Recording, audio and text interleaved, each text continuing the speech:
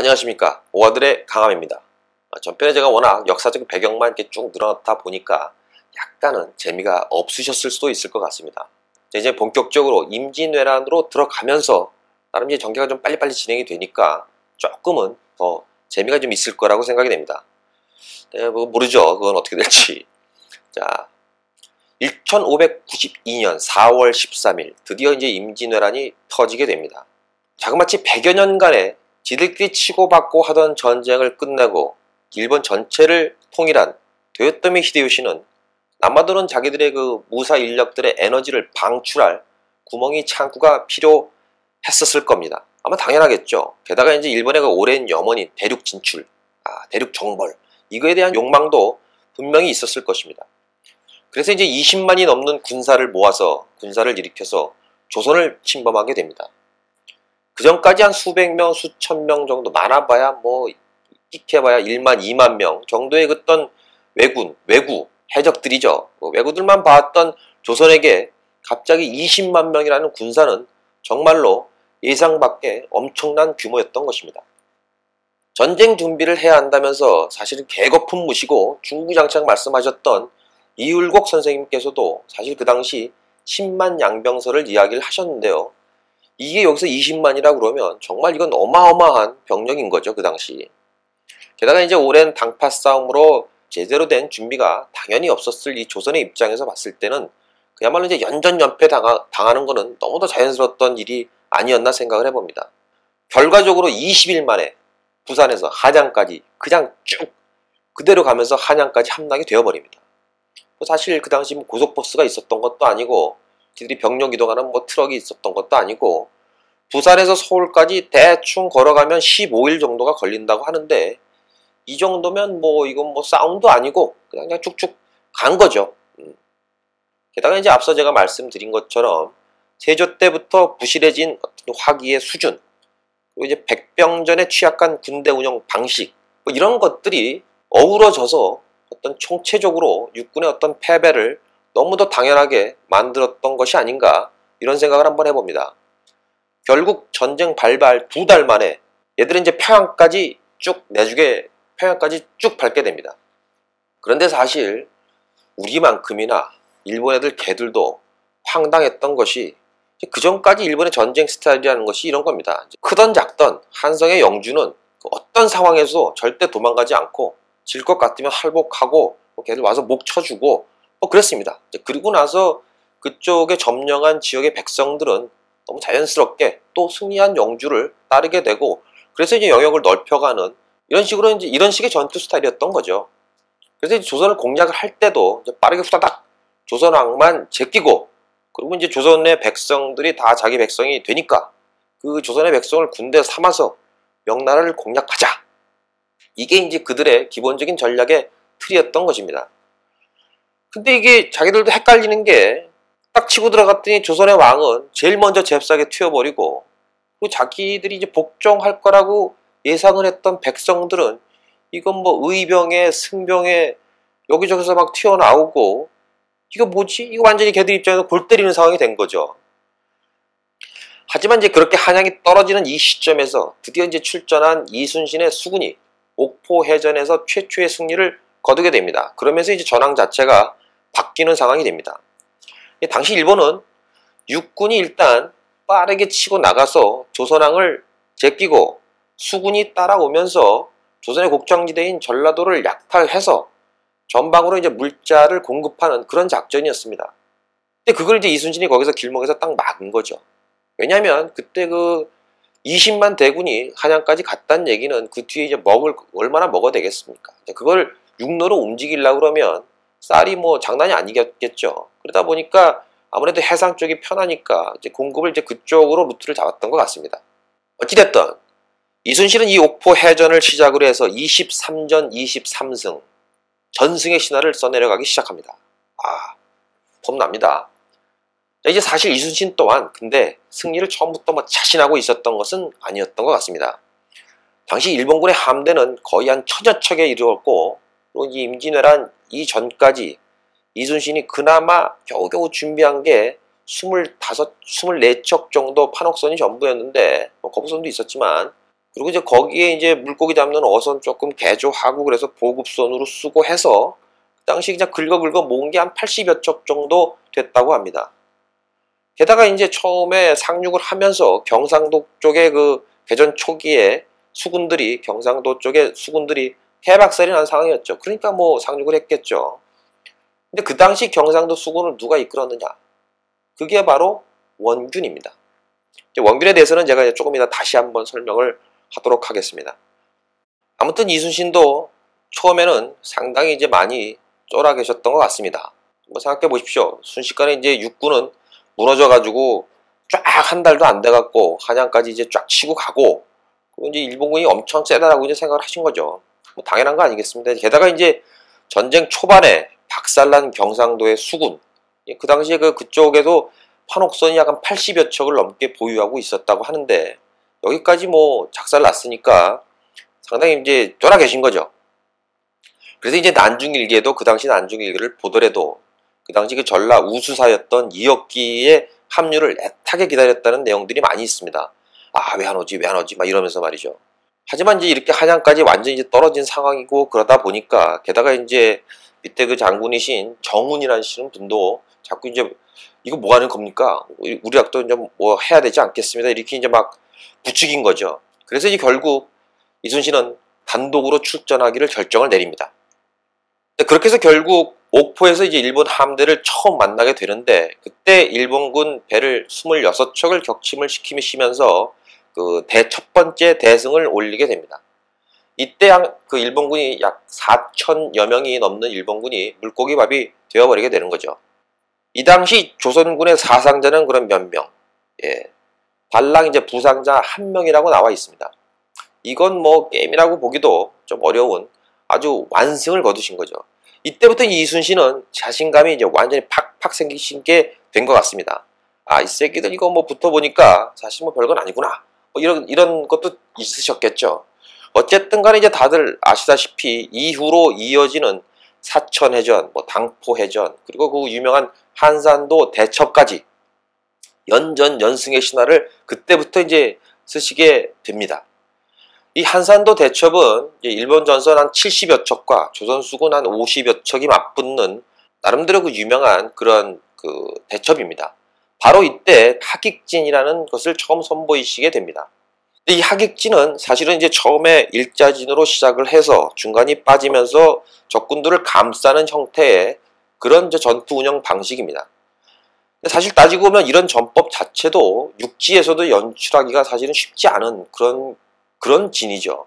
그 당시 뭐 생각해보면 핸드폰이 있는 것도 아니고 배들끼리 뭐 이렇게 깃발 이렇게 오르락내리락 하면서 이쪽 움직여 저쪽 움직여 뭐 그렇게 하면서 대형을 맞췄다는 건데, 이게 뭐 사실 그 바다에서 그 배를 이끌고 파도 치고 뭐 조류 있고 이런 상황에서 그런 대형을 맞췄다는 것 자체도 사실 이거 뭐 대단한 거죠.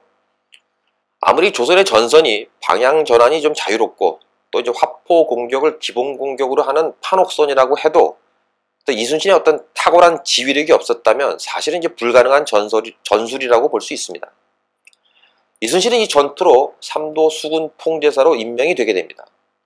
지금으로 말하면 해군 참모총장 정도 되는 거죠. 사실 뭐 직함이야 뭐 어떻게 됐든 간에 당시 그 대부분의 그 장수들이 이순신을 막 따르고 뭐 있었기 때문에 뭐 어떻게 보면 당연한 조치이기도 했던 것 같습니다. 어쨌든 간에 이제 이 전투에서 일본은 전선을 한 60여 척이 이제 침몰되고 납포되고 약 한 4,000명 정도가 죽었는데, 맨날 죽으면 4,000명이네요. 계속 4,000명씩 죽습니다. 어찌됐든 간에 이에 반해서 조선은 전사자 3명, 부상자 10명, 요걸로 이제 그치게 됩니다. 물론 이제 배는 한 척도 이제 당연히 부서지지 않았습니다. 이거 뭐 어떻게 전투를 했길래 이럴까 싶을 정도의 뭐 이렇게 됩니다. 근데 이순신의 전투는 거의 대부분 뭐 이런 식이었던 것 같습니다. 그래서 이제 적에게 엄청난 어떤 피해를 강요하는 한편 아군의 사상자는 거의 최소한으로 유지시키는 그런 스타일을 고수하셨던 거죠.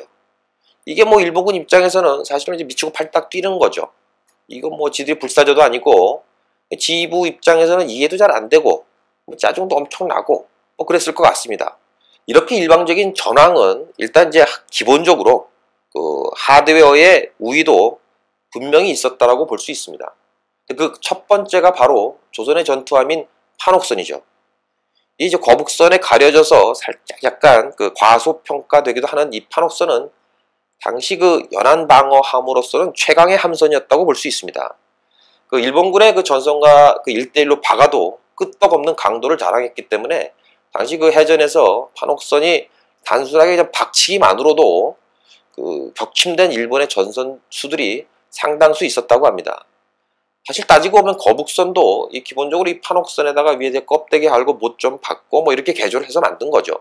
반대로 이제 일본의 주력함은 안택선이라고 하는데 이게 이제 사실상 공격은 이제 새끼부내라고 조그만 고속 소형 고속함 정도라고 생각하시면 될 것 같습니다.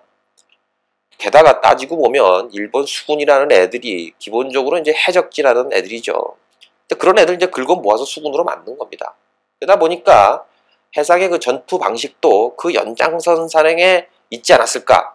뭐 그렇게 생각을 해봅니다.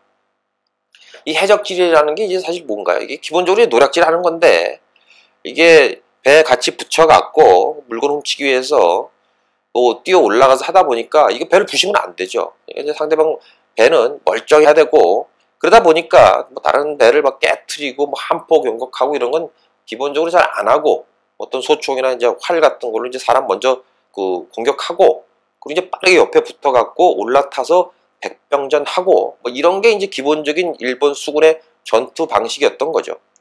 근데 이제 조선의 수군은 이런 일본의 이런 해적들, 그러니까 외구죠. 이 외구들을 상대하기 위해서 이제 가까이 오기 전에 박살 내버리는, 바로 붙기 전에 박살을 내버리는 그런 함포 공격 위주의 이제 기본 전투 스타일을 가지고 있었던 것입니다.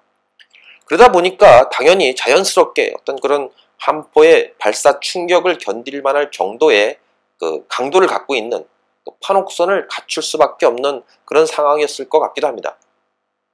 이제 많이 알려진 것처럼 판옥선의 바닥은 평평합니다. 평저선이라고 얘기를 하죠. 대신에 이제 일본군의 배의 바닥은 이게 뾰족한 침저선이라고 합니다. 바닥이 평평한 평저선은 어떤 이런 침저선보다 아무래도 이제 속도가 느리겠죠. 그리고 이제 파도에도 좀 약하고 그런 단점이 있습니다. 하지만 이제 반대로 방향 전환이 좀 빠르고 또 수심이 좀 낮더라도 운용이 가능한 그런 또 장점이 또 있는 거죠. 따라서 이제 연안 방어를 주로 위주로 했던 조선의 수군의 그 주력 함선이 이 판옥선이 되게 된 것입니다. 그렇다고 이제 판옥선만 있었기 때문에 그렇게 쉽게 승리했느냐 하면 또 당연히 그건 아닙니다. 일단 이제 판옥선에 달린 화포는 이게 사실 뭐 어떤 폭발성 무기가 그러니까 요즘처럼 이렇게 딱 해서 빵 터지고 뭐 이런 게 아니라 그러니까 커다란 쇳덩어리 이렇게 막 계속 날리는 거죠. 그러니까 이거 몇 발 맞는다고 이게 뭐 배가 침몰되고 그러기는 좀 쉽지 않은 얘기고 이제 부서뜨리고 막 이런 형태죠. 그러다 보니까 이제 화포의 정확성도 좀 많이 떨어졌을 겁니다. 그러다 보니까 이제 좀 근거리에서도 나름대로 어떤 화망을 구성을 하는 방식으로 해서 집중으로 때려야 되는 뭐 그런 그 화망을 구성하는 어떤 전략적인, 다시 말하면 이제 아주 정밀한 함대 운용이 절대적으로 필요했다는 것이기도 합니다. 당연히 이제 그렇게 하기 위해선 어떤 고도의 지휘와 어떤 전략, 이게 이제 반드시 필요하게 되는 거죠. 그래서 이 판옥선은 일부의 그 어떤 단점과 약점도 꽤 많이 이제 갖고 있는 그런 함선이기도 합니다.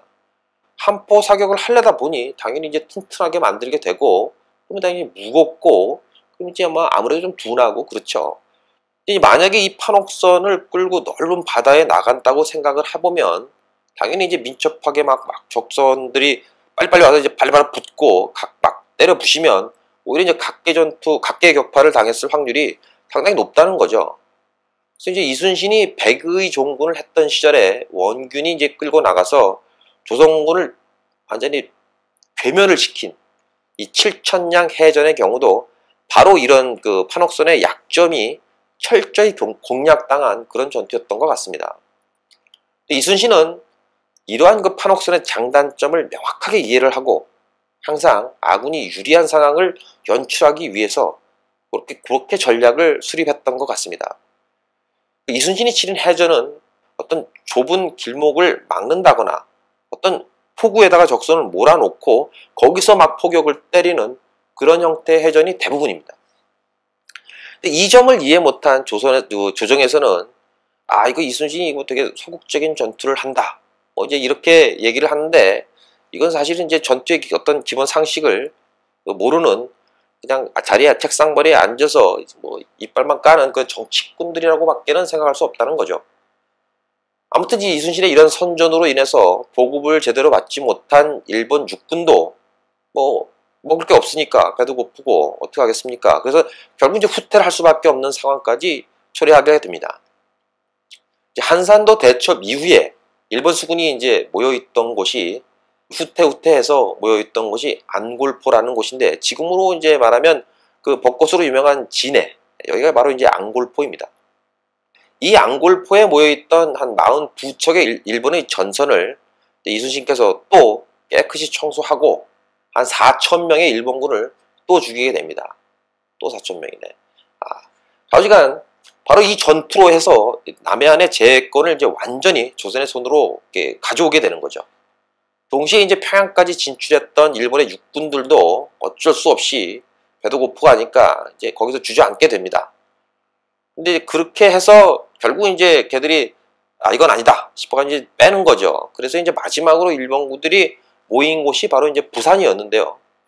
이게 방금 말씀드린 것처럼 그 넓은 바다에서는 판옥선의 어떤 취약함, 그리고 이제 거기다 이제 육군의 지원도 좀 거의 완전히 좀 없는 상태였기 때문에 이순신도 이제 무리하면 안 된다. 그래서 그냥 한산도 앞바다를 지키는 것이 이게 답이다. 라고 이제 거기서 이제 뭉개시게 됩니다. 바로 이때 이순신이 틀어막고 딱 버티고 계셨던 해협이 바로 이제 견내량인데요. 이게 지금으로 말하면 그 거제대교가 있는 고 해협입니다.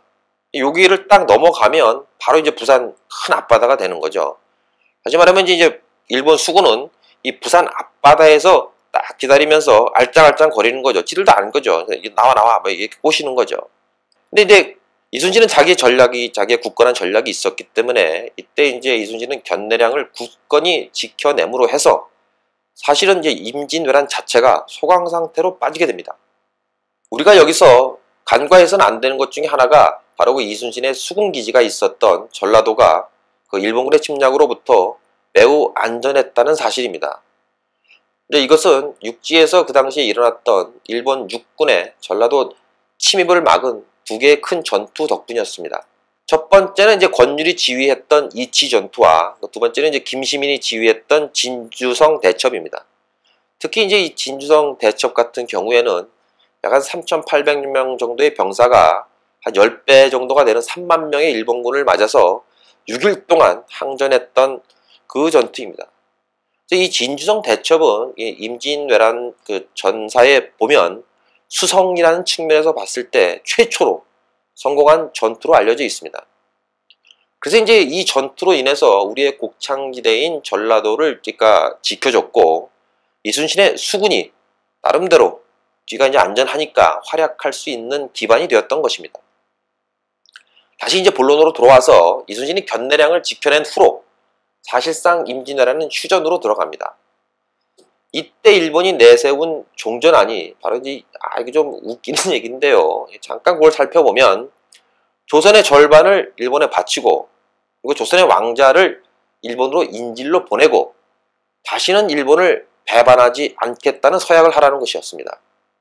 이거 웃기는 얘기죠. 이 새끼들 지들이 쳐들어놓고서 뭐 배반은 웃기는 얘기입니다. 자, 지금 어찌됐든 당연히 억셉트가 안 됐겠죠. 뭐 그러다 보니까 당연히 이제 이로 인해서 조선과의 어떤 2차전, 이제 당연한 결과일 수도 있을 것 같습니다. 여기서 이순신은 전쟁의 승리는 확실한 준비에 있다는 생각을 굳건하게 하게 됩니다. 그래서 이제 전쟁이 이제 다소 뜸한 틈을 타서 병력을 이제 늘리고 군선도 이제 더 만들고 군량미도 긁어 모으고 뭐 이런 작업들을 하게 됩니다. 사실상 이 당시 충청도와 전라도, 경상도 이렇게 3도는 이미 이제 이순신이 거의 다스렸다고 해도 과언이 아닐 정도로 이순신의 인기는 거의 치닫고 있었습니다. 그래서 뭐 그 동네는 거의 뭐 이순신 막 이런 분위기가 조성이 된 거죠. 근데 여기서 이제 문제가 우리 왕신 선조께서 드디어 이제 불안해지기 시작한 겁니다. 불안하시겠죠. 저쪽에는 이제 뭐 완전히 이순신의 인기는 뭐 하늘을 찌를 듯하고 그 자기는 이제 전쟁 터지자마자 뒤로 톡 끼고 뭐 이랬으니 뭐 무지무지 불안했겠죠. 근데 이게 사실 뭐 머리만 좀 썼다 그러면, 이순신의 캐릭터를 잘 알고 있었다 그러면 이 고지식한 이순신 장군을 잘 활용했을 수도 있었을 텐데, 이 선조는 이 그런 면에서는 상당히 좀 찌질했던 것 같습니다. 그래서 결국 이제 최악의 선택을 합니다. 그게 뭐냐면 이제 이순신을 숙청해 버리는 거죠. 근데 여기에는 이제 또 다른 배경이 하나 있습니다. 그게 뭐냐면 이순신이 너무도 두려웠던 일본이 공작을 시작한 겁니다. 그래서 이제 자기들의 위치를 살짝 흘리면서 왜 공격 안 하냐 이러는 거죠. 그러면서 고에 대한 정보를 자꾸 이제 뇌물을 매겨갖고 중앙정부에 이제 계속 넣게 됩니다. 그러면 이제 얘들 입장에서는 이더 왜 괜찮다 이거죠. 조선의 수군이 앞으로 나오면 자기들이 유리한 넓은 바다에서 싸울 수 있어서 어차피 자기들이 좀 자신이 있었던 거고 수적으로 우세하니까, 아니다 그러면 조선 내에서 이순신 장군의 위치가 이거 애매해지게 될 수 있다는 것을 두 가지를 노린 것입니다. 이게 이제 바로 딱 그들의 전략이 딱 맞아 떨어진 겁니다. 그쵸? 선조는 일본군의 이 공작대로 이순신이 이제 진격해오는 거기서 알짱대는 일본군을 왜 공격 안 하냐, 공격해 라고 명령을 내립니다. 이순신은 거기서 거부를 해버립니다. 당시에 그 조선의 어떤 중앙 집중식의 그 왕권 국가임을 생각을 해본다고 그러면 이런 이순신의 행동은 정말 항명이 될 수밖에 없는 사건이죠. 하지만 이순신은 자신의 입장이 설사 자신이 탄핵이 된다손 치더라도 이 조선의 수군이 작살나면 완전히 무너질 수 있다라는 그런 본인의 생각이 굳건했던 것입니다. 이거 지금 나가면 지금 얼마 되지도 않는 거 완전히 다 작살나고, 그렇기 때문에 본인의 이제 결심이 있었던 거죠. 실제로도 그랬던 것 같고요. 그래서 이제 결국 이 항명 사건으로 1597년 이순신의 나이 53세 되던 해 2월 25일, 날짜까지 정확하게 제가 얘기를 하지 않습니까? 이 통제사에서 바로 해임이 되고 감옥에 갇히는 그런 사태가 발생을 하게 됩니다. 이때 이제 거의 사형까지도 얘기가 갔지만, 이제 그나마 이제 우의정의 상소로 목숨만 구해줘서 백의종군을 하게 됩니다. 여기에 사실은 또 다른 배경 중에 또 다른 한 가지 얘기가 있는데, 그게 뭐냐면, 아까 제가 이제 전투 방식을 말씀드렸다시피, 이제 우리는 이제 주로 함포 공격을 하고 일본군은 이제 백병전 위주로 전투를 하게 됩니다. 그러다 보니까 사실 이제 보고를 할 때 몇 명을 죽였느니 이런 보고를 하게 됩니다. 장계를 올리게 되죠. 근데 이게 다 함포 때리고 하니까 이순신한테는 중요한 것은 함포를 때려서 없애는 게 중요한 건데, 사실은 보고를 하기 위해서는 머릿수를 만들어야 됩니다. 그러니까 이제 원균 같은 경우에는 싸움을 하게 되면 잡자마자 야 빨리 머리 챙겨, 그래서 머리 자르고 이런 짓을 한 거고, 이순신 장군께서 야 머리 신경 쓰지 말고 일단 때려 부셔, 이렇게 됐던 겁니다. 근데 위에서 보기에는 이거 보고가 말이야 몇 개 안 부신 걸로 오는데, 들은 얘기는 더 부신 것 같고 이러다 보니까 뒤로 딴 생각하는 거 아니야, 이런 여러 가지 상황들이 겹치면서 이런 사태까지 가게 된 것 같습니다. 이 백의종군을 받은 이순신은 이제 엎친 데 덮친 격으로 어머님의 부고를 받게 됩니다. 이 감옥에 갇힌 이순신이 걱정되어서 이순신을 보러 오시던 이순신의 어머니가 배에서 돌아가시는 그런 사태가 발생을 합니다. 이순신의 어머니에 대한 효성은 아주 지극했었는데요. 이건 이제 사남 중에 셋째로 태어나신 이순신에 대한 어머님의 이제 사랑이 극진했기 때문이기도 합니다. 왜냐하면 이제 이순신의 두 형은 둘 다 이제 일찍 돌아가셨기 때문에 이순신에 대한 기대가 그만큼 이제 엄청나게 컸기도 했겠죠. 이순신은 자신을 알아주지 않는 군주와 이런 풍전등화 같은 조국의 미래, 그리고 사랑하던 어머니의 죽음으로 거의 정신을 놓아버릴 그럴 지경에 다다르게 됩니다. 이때 그 일기를 보면 그저 죽고 싶다 이 말밖에 없을 정도였으니까요. 자, 군주와 조국에 대한 충성밖에 없었던 장수가 그 모든 것을 부정받았을 때 이때 그 느끼는 상실감, 현대를 사는 평범한 우리가 짐작하기에는 너무너무도 어려웠던 상황이었을 것 같습니다. 하지만 이것도 끝이 아닙니다. 이순신의 파직 이후에 이순신의 후임으로 통제사가 된 인물이 바로 원균이라는 사람인데요. 일각에서는 뭐 워낙 뛰어난 이순신에 대비해서 뭐 그다지 빠지지 않는 원균이 지나치게 씹힌다, 뭐 이런 평도 있기는 합니다. 근데 사실은 따지고 보면 이순신 바로 밑에 있었던 원균은 이순신의 자리를 넘봤던 거죠. 가장 큰 것은 전투에서도 병사들보다도 먼저 튀었다는 겁니다.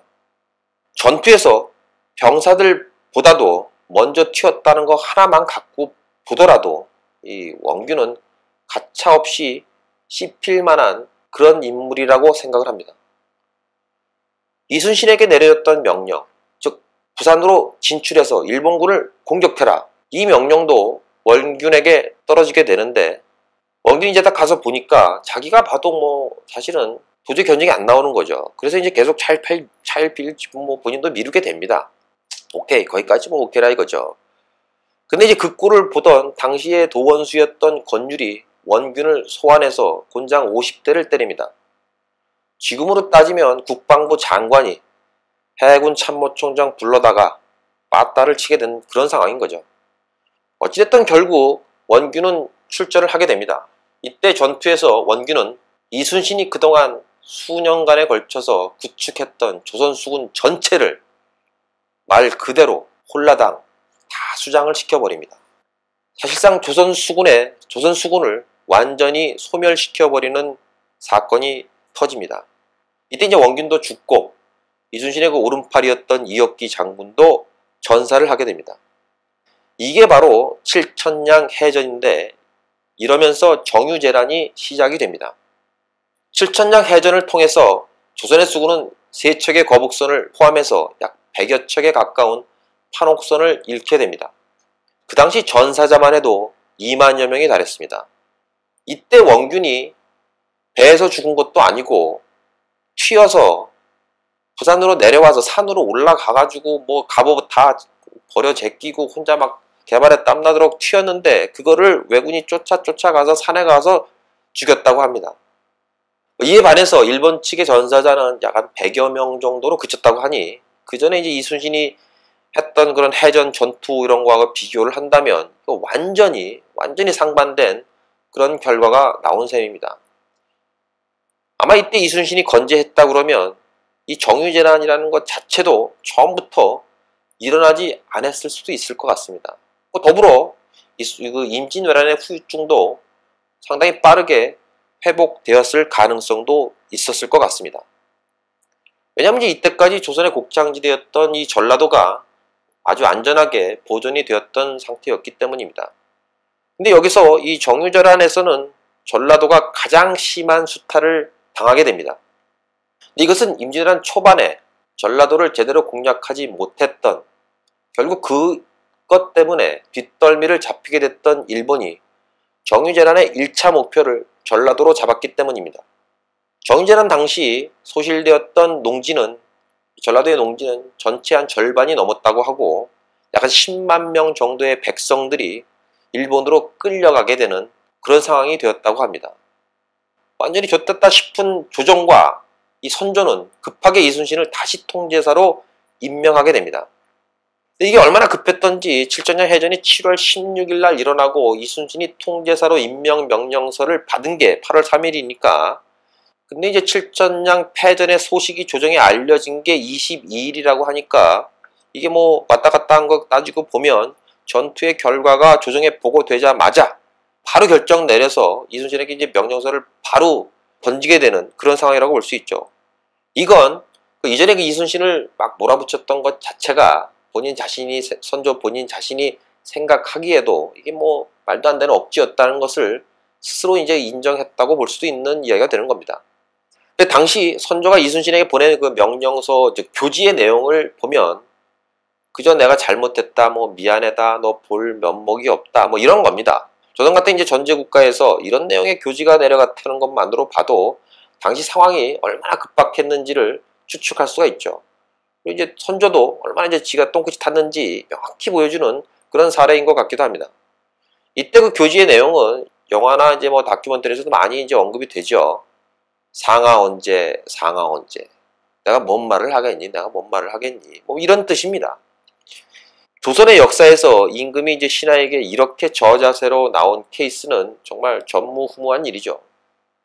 근데 여기서 이 선조의 찌질함이 더욱더 돋보이는 부분이 하나 있는데, 그게 뭐냐면, 이게 이순신을 복권을 시키는 와중에 이순신의 품계를 예전보다 2단계를 딱 낮춰갖고 보내게 됩니다. 이 당시에 그 품계는 지금의 계급 같은 건데, 통제사라는 이제 직책은 직책이고 별개로 계급이 있었던 거죠. 근데 말하자면 이제 강등시킨 겁니다.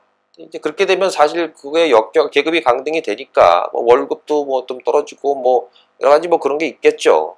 근데 그것뿐만이 아니라 사실 이제 다른 장수들, 휘하의 장수들과의 이제 계급 문제도 있고 이렇게 하면 사실은 이게 명령 체계나 이런 것도 좀 문제가 있을 수도 있는데, 뭐 사실은 이제 앞서 제가 이제 언급했듯이 워낙 이제 모든 장수들이 이순신을 이제 마음으로부터 따르고 뭐 이랬기 때문에 뭐 그런 문제는 없었던 것 같습니다. 약간 좀 제 개인적인 입장에서 좀 짜증이 난다는 거죠. 근데 그렇게 다시 어찌됐던 통제사가 된 이순신은 이후 이제 병사와 이제 군량미가 없으니까 약간 보름 내지 한 달이 채 안 되는 동안 엄청나게 그 많은 데를 돌아다니면서 그 이것저것 이제 끌어모읍니다.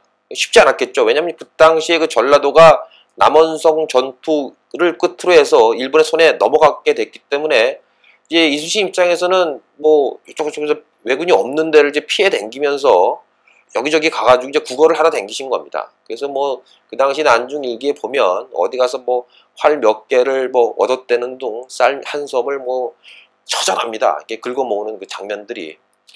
어쨌든 이제 어찌어찌 해가지고 이제 완도 근처의 회룡포에 이르러서야 겨우 이제 칠천량 해전에서 도망친 12척의 판옥선을 얻게 됩니다. 근데 이 12척의 배는 칠천량 싸움에서 배설, 이름 좀 배설스럽죠. 배설이라는 장수가 빼돌린 배였습니다. 이 칠천량 해전에서 이 일본군은 완전히 조선 수군을 워낙 수적으로 포위를 하고 있었기 때문에 사실 뭐 어떻게 보면 이 배설은 전투 자체에 참가하지 않고 뒤에 이렇게 짱 박혀 있다가 딱 봐서 이거 좀 아닌 것 같은데 하면서 제일 먼저 바로 튄 거죠. 이때 그 난중일기를 보면 이제 방금 이야기한 것처럼 그 이순신이 이제 한 달 동안 여기저기 돌아다니면서 이것저것 긁어 모을 때, 그때 이제 배설이 이제 12척의 배를 갖고 있다는 보고를 받게 됩니다. 이거를 그래서 애타게 기다렸다는 기록이 있습니다. 오늘도 배설이 안 왔다. 오늘도 배설이 안 왔다. 이 변비 때문에 그런 게 아니고 이러면서 매우 초조하게 이제 기다리신 거죠. 그렇게 해서 이제 겨우겨우 챙긴 12척의 전선이 이순신이 이제 다시 재개할 수 있는 최소한의 기반이 되었으니까, 어찌 보면 되게 아이러니하죠. 뭐 이런, 사실 따지고 보면 이 배설에 이 12척이 없었다고 한다 그러면 뭐 천하의 이순신 장군이라고 하셔도 어떻게 하겠습니까? 배 한 쪽 없고 뭐 혼자 수영해서 싸울 수 있는 것도 아니고 포기할 수밖에 없는 상황이 되었을 것입니다. 이때 그 이순신의 심정이 어땠을까요? 자신의 그 심혈을 기울여 만들어 놨던 한 160여 척의 군선은 다 없어지고 탈랑 12척 남았는데, 그나마 그것도 가져온 게 배신간 새끼가 갖고 오고, 그래서 그 배를 운영할 군사들을 보니 군사도 없고, 그나마 여기서 다행인 것은 당시 그 왜군은 조선 수군이 완전히 그때 이제 괴멸이 되었다고 생각을 하고, 작전은 이제 그냥 가면 돼 하고 이제 작전을 대충 중단을 하고 노략질을 주로 위주로 합니다. 그 당시 그들의 노략질로 고생했던 조선의 백성들에게는 좀 죄송스러운 이야기이긴 하지만 이순신으로서는 그야말로 황금 같은 그 시간을 준비할 수 있는 시간을 번 셈이기도 합니다. 자, 이제 이것저것에서 정말 조금씩 박박 긁어서 자원을 모아 수군을 재건하신 이순신. 사실 이때 가장 큰 문제는 병사들의 사기였습니다. 전쟁 이래로 가장 강했던 수군이 개박살 나서 완전히 괴멸이 된 상태였으니 이 군사들의 그 패배감은 이루 말할 수가 없었을 것 같습니다.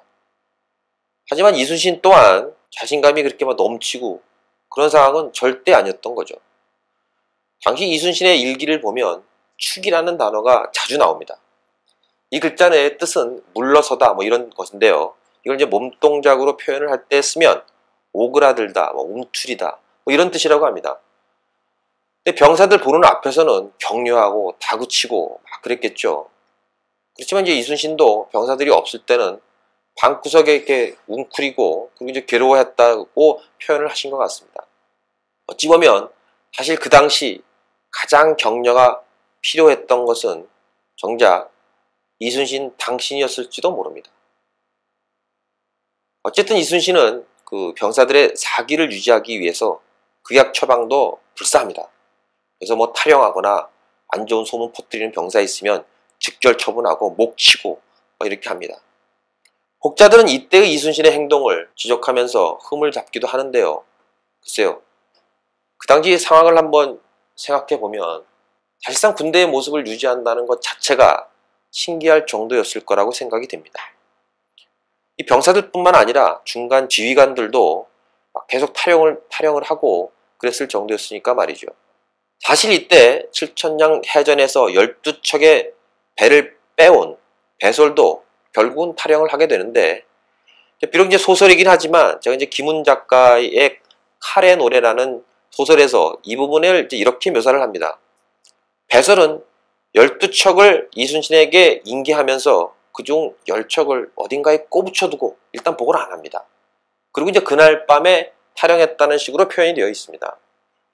이런 인물이 당시 그 경상 우수사였다고 하니 그 당시 그 전쟁을 이끌었던 조선의 그 인재 관리가 어땠는지 어렵지 않게 짐작할 수가 있을 것 같습니다. 물론 이제 어쨌든 그 배설은 결국 나중에 잡혀서 사형을 당하긴 합니다. 여기서 잠깐 김훈 작가의 그 칼의 노래를 소개를 해드리면, 김훈 작가의 필체가 워낙 이제 간결하고 그렇기 때문에 제가 생각하기에는 어떤 이순신의 어떤 그런 대쪽 같은 성격 이런 것을 표현하기에 너무 적절한 궁합이 아니었나 그런 생각이 됩니다. 그래서 한번 기회가 있으시면 그 책도 한번 읽어보시면 괜찮을 것 같습니다. 그 책은 딱 정유재란이 일어나는 그 전에 그 시점부터 그 상황부터 이순신이 돌아가시는 그 마지막 그 순간까지를 소설식으로 역사적인 사실을 배경으로 해서 소설식으로 풀어나간 그런 소설입니다. 어쨌거나 그 당시 이순신의 스트레스는 정말로 극에 달했을 것 같습니다. 사실 이전에 그 칠천량 해전만 봐도 비록 이제 선조가 명을 내리긴 했지만 그 조선의 대신들이 그 내용에 대해서 찬성을 했고, 심지어 이제 육군 전군 총수권자이신 그 도원수 권율마저도 그 명을 수행하지 않으니까 원고를 막 다그치고 이랬을 정도니까 그 당시 조선에서 당시의 어떤 전황을 정확하게 파악하고 있었던 사람은 정말 이순신 장군이 유일한 게 아닌가 이렇게 한번 추측을 해볼 수도 있을 것 같습니다. 자, 영화의 대사처럼 내가 무너지면 조선도 무너진다 이거죠. 이러니 이순신이 홀로 그 감당해야 할 그런 그 부담감, 이게 이제 어느 정도였겠습니까? 사실 이게 평범한 사람이라면 하루도 버티기 힘들었을 것 같습니다. 실제로 이 당시 난중 일기에 보면 몸이 아파서 괴로워했던 모습들이 많이 나옵니다. 코피도 흘리고 자면서 막 식은땀도 흘리고 구토에 설사에 거의 이제 잠을 못 이루는 그런 표현들이 많이 나옵니다. 이 뭐 엄청난 스트레스와 압박감으로 몸이 말이 아닌 거죠. 저도 이렇게 피상적으로 이렇게 말을 하는데 그 상황을 가만히 생각을 해보면 정말 상상하는 것조차도 죄송스러운 것 같습니다. 이런 와중에 또 하나의 교지가 날라오게 됩니다. 그건 바로 수군 전폐령이죠. 다시 말해서 수군을 해체하고 육군과 통합하라는 그런 내용의 교지가 내려오게 됩니다. 사실 당시의 전력을 객관적으로만 본다면 사실 이해가 안 가는 부분도 아닙니다. 이게 12척도 어떻게 거저거저 모은 거고 거의 전무하다 싶은 전력이기 때문에 그런 결정을 내렸을 수도 있습니다. 하지만 당시 그 조선의 그 열악했던 육상 도로망을 고려해 본다 그러면 해상을 적에게 넘겨준다는 것은 보급의 절대적인 우위를 넘겨주는 것과 같은 의미가 되는 겁니다. 그렇게 된다면 사실상 조선은 상당히 전선을 이끌어가기가 매우 어려운 상황이 될 수밖에 없습니다. 이런 띨빵한 의견을 낸 인물이 바로 서인 파트 쪽에 있는 선조의 앞잡이 노릇을 했던 윤두수라는 인물인데요. 이 인간이 임진왜란 당시에 좌의정, 우의정 다 해먹었던 인물입니다. 인간의 행적을 보면 그야말로 이제 외군이 심어놓은 엑스맨이 아닌가 할 정도로 이상한 짓을 많이 합니다. 그야말로 그냥 가만히 있는 게 도와주는 그런 인물입니다. 게다가 더불어 원균의 친척이기도 합니다. 한마디로 말해서 무능력하고 뇌물 좀 받아 처먹고 임금 눈치 보면서 자기 이익만 챙기는 아주 전형적인 정치꾼이라고 볼 수 있습니다.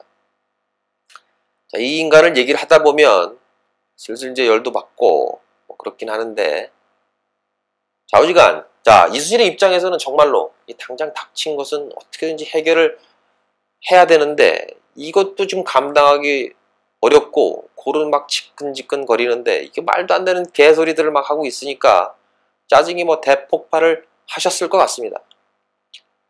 결국 그날 밤 이순신은, 교지를 받는 그날 밤 이순신은 그 다음날 숙취로 고생을 할 정도로 포금을 하셨다고 합니다. 이거 뭐 사실 저래도 소주 이거 뭐 한 짝 정도를 까지 않고는 잠이 안 왔을 것 같습니다. 결국 이순신은 겨우겨우 끓어오르는 화를 참고 결국 이 선조의 개소리에 그 유명한 답변을 작성하시게 됩니다. 영화에서도 나왔죠. 신에게는 아직 12척의 배가 있사옵니다. 금신전선 상유 12. 자, 여기서 상유 12. 그 남자는 이제 뽀다구죠. 게다가 이제 더불어 맨 마지막에 신이 살아있으니 적들이 감히 우리를 업수히 여기지 않을 것입니다라는 말로 마무리를 합니다. 하지만 사실 당시 왜군 또한 이순신이 배를 12척밖에 안 갖고 있다는 사실을 이미 알고 있었습니다. 이순신을 개무시한 거죠. 뭐 그러면서 이제 뭐 널널하게 오기도 했고요. 또한 이순신 또한 바로 출전할 수는 없었습니다. 그대로 싸우면 뭐 보나마나 백전백패라는 사실을 잘 알고 있었기 때문입니다.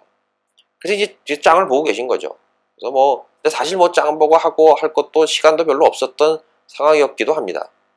그러던 와중에 1597년 9월 16일 아침에 이놈들이 당신이 한판 붙으려고 딱 찍어 놓았던 울돌목이라는 데를 지난다는 첩보를 받게 됩니다. 그래서 이제 이순신께서는 그래 이거야, 나로 한번 붙어볼 만한 기회가 있어 하고 제 생각을 하면서 출전을 결심하게 됩니다. 물론 이것은 사실 아무도 인정하지 않았고 그래서 따르는 사람 또한 거의 없었던 당신 혼자만의 전투였던 것입니다. 그러나 이 전투가 바로 인류 해전사에 길이 남게 된 그 이름도 아름다운 명량해전이었던 것입니다. 아, 이거 무진장 길어졌습니다. 저도 이제 숨이 차고, 그래서 여기서 잠깐 저도 이제 호흡 조절이 들어가야 될 것 같습니다. 그래서 좀 이따가 임진왜란의 종결과 이순신의 죽음으로 이어지는 그 마지막 편을 들려드리도록 하겠습니다. 감사합니다. 오아들의 강함이었습니다.